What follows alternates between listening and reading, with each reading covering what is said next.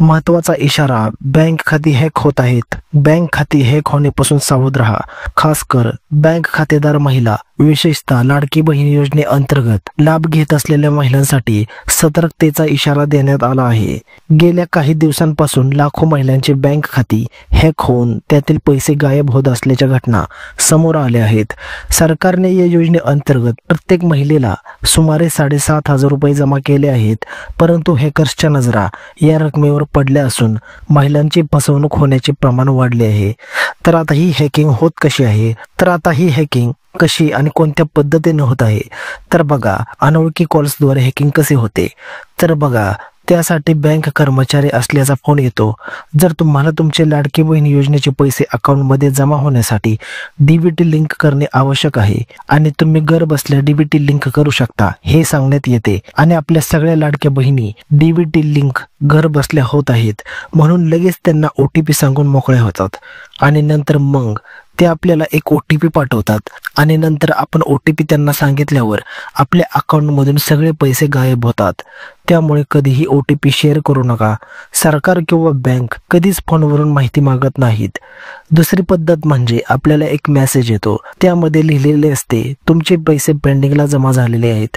Verify करण्यासाठी या लिंकवर क्लिक करा आणि व्हेरीफाय करा आणि लगेच तुमच्या अकाउंटवर पैसे जमा होतील असा मेसेज येतो आणि आपल्या लाडक्या बहिणी त्या लिंकवर क्लिक करतात. तर बहिणींनो, ही ती प्रोसेस नेमकी होते कशी ते बघूया. आपल्याला आलेल्या मेसेजमध्ये एक लिंक असते.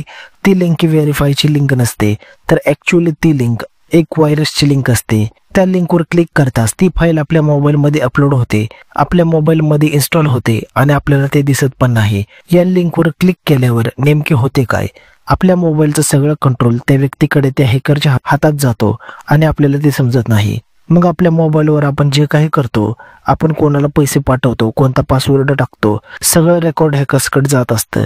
आणि समजा आपण कोणाला पेमेंट केलं, त्यावेळेस आपण पासवर्ड टाकतो, तो पासवर्ड सुद्धा त्याला दिसतो, कारण त्याच्याकडे आपल्या मोबाईलचं सगळं कंट्रोल असतं.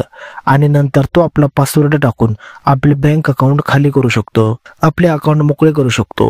तर बहिणींनो, कोणताही अनोळखी कॉल उचलू नका. जरी उचलला तरी त्यांना आपला OTP सांगण्याची चूक कधी करू नका. ना कोणत्याही अनोळखी लिंकवर क्लिक करू नका.